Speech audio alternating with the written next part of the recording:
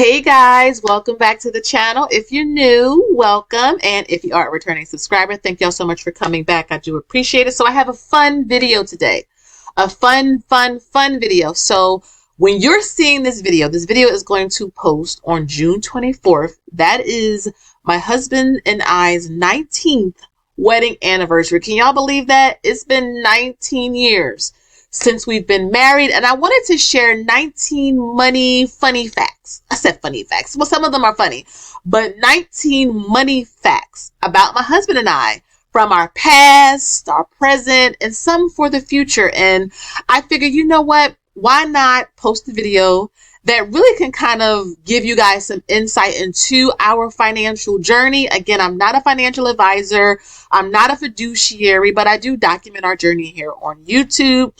Also, please beware of fake pages, scammers on all the social media platforms. As the channel grows, they do pop up. So when in doubt, always confirm via my email, mommytrader2@gmail.com. And so yeah, let's get started. So 19 money facts about my husband and I, right? So let's get started because there's a lot to talk about. This video may be a little bit longer, but it's going to be a fun one. So don't click off of this. It's not all about dividends, but it's a fun one. Okay. So let's talk a little bit about my first credit card. So I got my first credit card when I was 18 years old. And you know what? I want to make sure I block the other ones because I want it to be I want it to be revealed as we get to it. So hold on. Okay. I fixed it.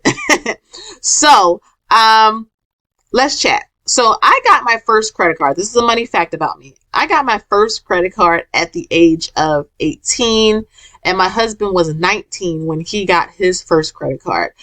Knew nothing about credit, how it worked, how you should use it properly. I'm telling you, it was like clockwork. When I turned 18, the offers just came in the mail from all over the place. And my first credit card was actually by Citibank. Okay, so that was my first credit card. I did not need a credit card. Again, if I could go back in the past and just kind of rip that envelope up and throw it in the trash, I would. But that's why I'm teaching my soon-to-be 18-year-old daughter about credit and the importance of credit, but how to use it as well. Okay, my first car was a 94 Honda Civic. Now, this was my husband that really motivated me with this because I had the cash. I scrimped and saved for about a couple of months. Though I was a spender. I'm not really a spender anymore, but I was a spender then. But my first car was paid for in cash. It was a 94 Honda Civic. It was black. It was a girl. I named her Black Beauty. She literally got me through college and like my first child. Really, I had her for several years. Loved the car. When they say Hondas and Toyotas can like take a beating, they are not lying. Those cars, if you take care of them, they will take care of you. And especially because there were many times where my car needed something that needed to be fixed, like an alternator or the AC and heat was kind of on the fritz. Something was always wrong, but that car still kept going. Okay, so I do believe like Hondas and Toyotas have a superpower. Like, you are not going to convince me that those are not the two best car makers, period. Coming down, first apartment was at age 19, and this is the funny thing. When I was talking to my daughter about this, she was asking me how much was our rent when we were around her age. Well, when I was 19. And I told her it was $645, a 1-bedroom apartment that included, I think it included heat. It included heat, and I had a parking space right outside of my apartment. $645. That is how much it was about 20 years ago. Again, I've been married for 19 years. That's how much it was 21 years ago. Can you imagine how much rent is going to cost for my daughter and people of her generation? So again, it's so important to save. But yeah, my first apartment was at age 19 it was $645. My first real job, okay, this was an internship while I was in college, was $15 an hour back then. So I graduated in 2006.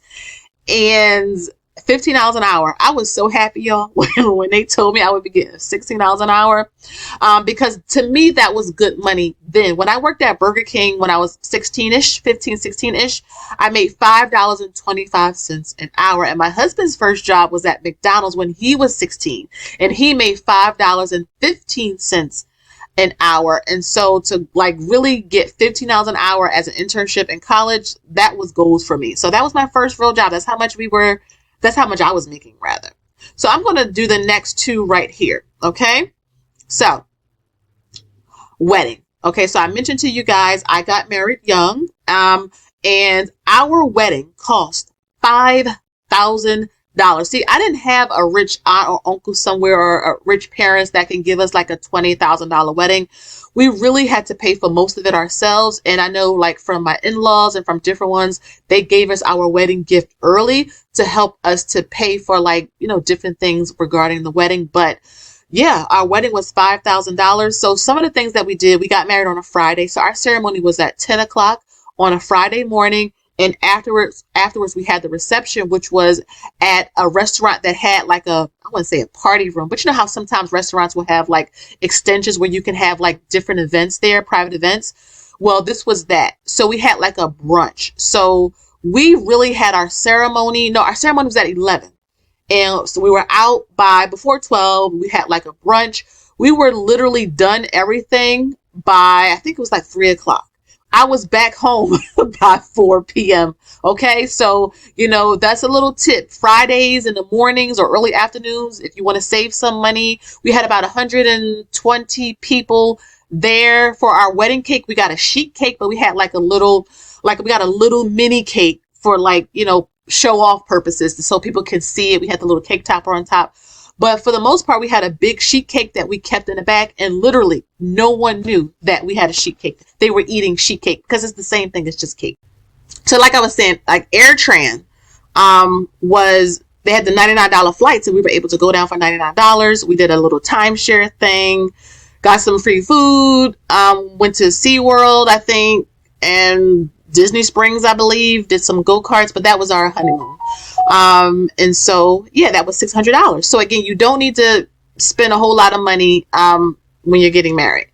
Another thing that we did, another money fact, was that I nursed to save money on formula. So when I had my daughter, formula was very expensive. I did not qualify for WIC or anything. So we had to pay for that out of pocket. Now I know sometimes like the hospital or the doctor's office, they'll have like little vouchers where you can save like $4 or something like that, but they were still expensive.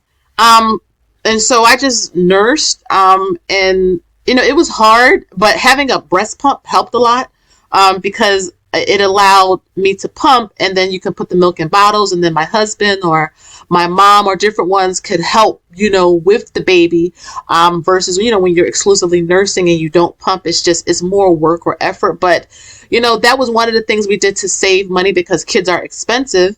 So yeah, I nursed, which it doesn't sound like that's a big thing, but trust me, back then it was, because my daughter had to have special formula, and special formula is always more expensive than the normal one. So again, that's what we did, and it worked. So just little things you can do to save money. Another thing, we officially started our financial journey. So you hear your investie bestie, your junior investie bestie still texting me. Crazy, right?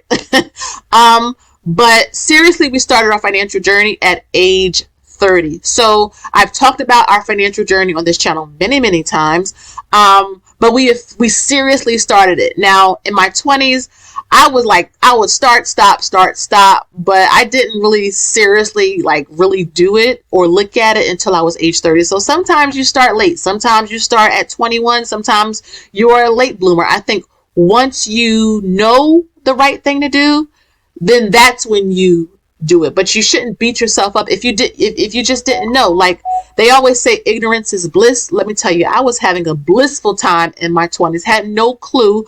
But now that I know better, I do better. And again, we've been on this journey for 10 years. I'll be 40 this year. And to see where we started and where we are now, it's really nothing short of, honestly, a miracle. So yeah, we seriously started at age 30. Coming down. Okay. The first stock that I bought was Microsoft. Let me know down below.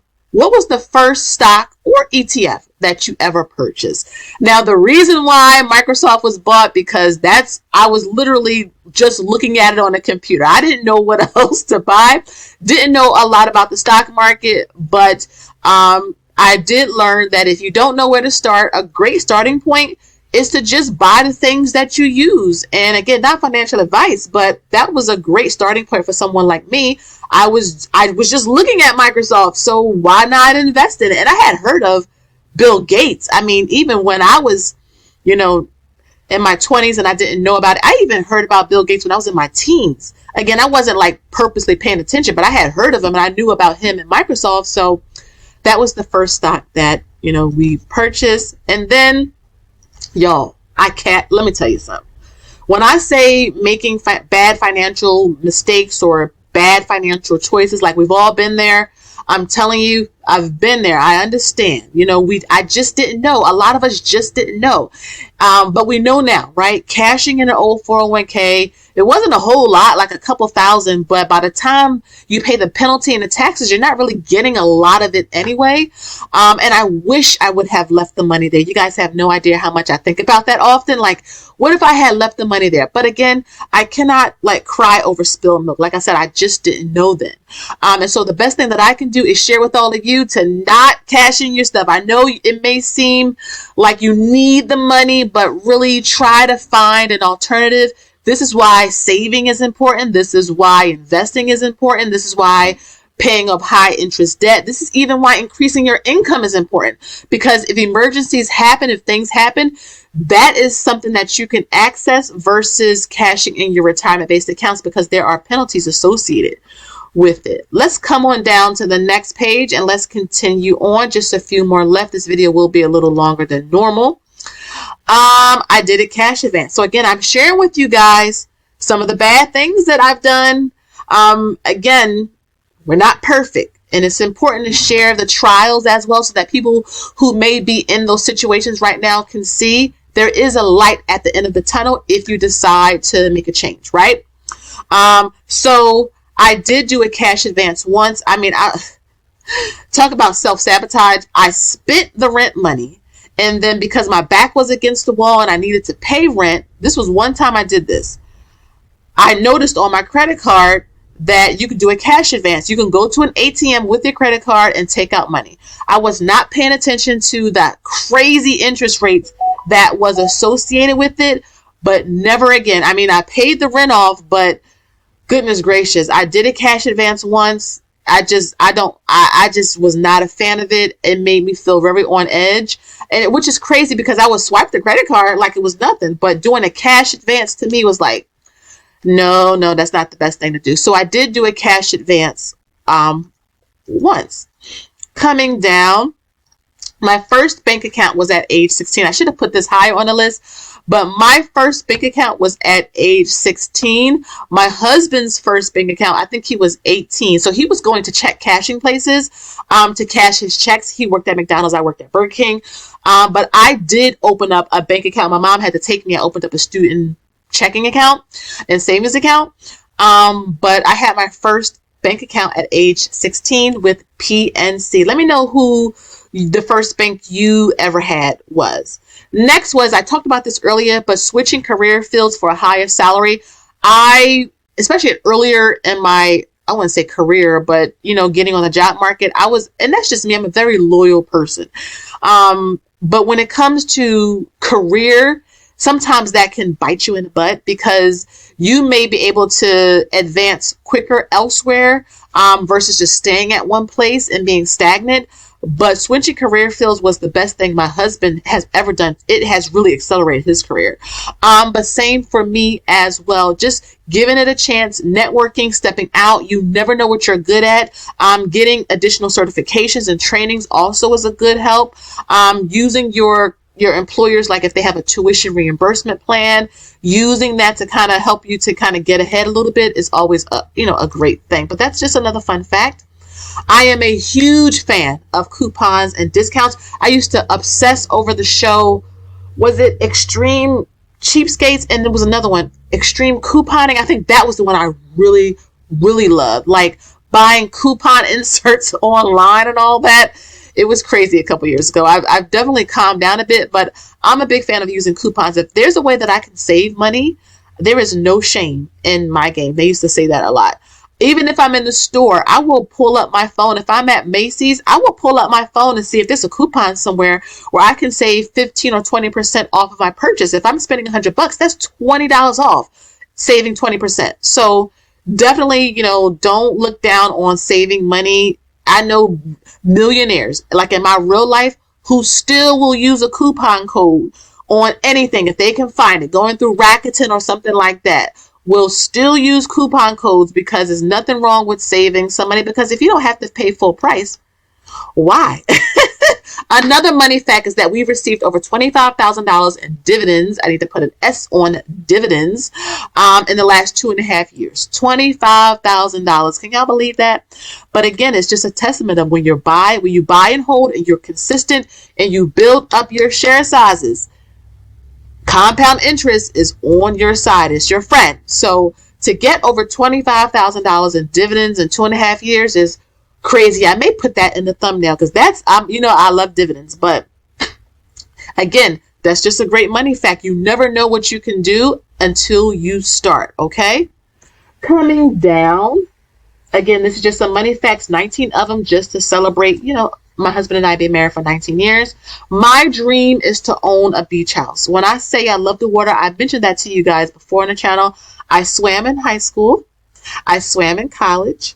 I love rain. I like thunderstorms. I like sprinkles. I am a rain person. I love being near the ocean. I don't even have to get in the water. If I can hear the ocean, it just calms me. It soothes me. I love being near the water. And I would love to own a beach house one day. Yeah, I know there's hurricanes and floods, but I will just build it up higher and make sure it's strong and have the right insurance. But I would love to own a beach house one day. I love the beach. So that's just another money fact, but they're expensive. They are very, very expensive. But again, hopefully one day, fingers crossed, we can do that. Another money fact is that my special needs son will inherit. I don't even know how I spelled inherit wrong here. Let me fix this. Hold on, guys. So my special needs son will inherit our estate via a trust. So this is important for all of those of you who are thinking about estate planning and all of that. You really need to have a plan in the case, or not in the case, but one day we all are going to die, right? And you want to make sure that you have your money protected. Now, we are putting everything inside of a trust. This will cost more money, and we will pay the extra money to get a law firm to manage it for us, because we want to make sure that our son has a place to live, food to eat, and that the utilities are paid. So this is another reason why my husband and I are saving and investing and paying off debt and investing in real estate. Because, my children who will have a piece of our estate, but our main home and all of that will go to my special needs son. So he will never have to worry about having a place to live. So that's just another quick money fact. I need to do an updated estate planning video. Let me know if you guys want me to do that. Another money fact is that we became millionaires at age 37. I actually did a video where we actually became millionaires that month. I think it was in August of 2021. But yeah, 37 years old. So it's crazy to see how even in 7 years we were able to do it. Again, increasing that income, buying real estate, was especially during the pandemic when everything was low, investing as well, and bonus money, tax refund, all of it, just put it all to work. And it worked. And then finally, last but not least, we are projected to hit multi-millionaire status by my 40th birthday. So this is a big achievement for us, because from where we started to just this 10-year journey of just making these different money moves and being really intentional, this is the fruit of that labor, right? And multi-millionaire status is 2 million and up. So to go from 1.7, almost 1.8 to really 2 million is insane. But again, it's just a testament to the strategy that we have going, the sacrifices that we've made. It's a lot of sacrifice, guys. Getting into STEM, doing right by the different bonuses and pay increases and all of that. it really has been a game changer for our finances. And of course, giving, because I do believe if you give, you are, you will be blessed in return. So these are just some 19 money facts about my husband and I to celebrate our 19th wedding anniversary. Hope that you guys enjoyed this longer video. I may premiere it. I have to see. But again, guys, leave me a comment down below. I shared a lot of things with you in this video. Leave me a comment down below. Again, thank you guys so much for watching. Please make sure you like, share, and subscribe. Smash notification bell so that you don't miss an upload every time I post a video. And until next time, you already know, I'll see y'all in the next one. Bye-bye.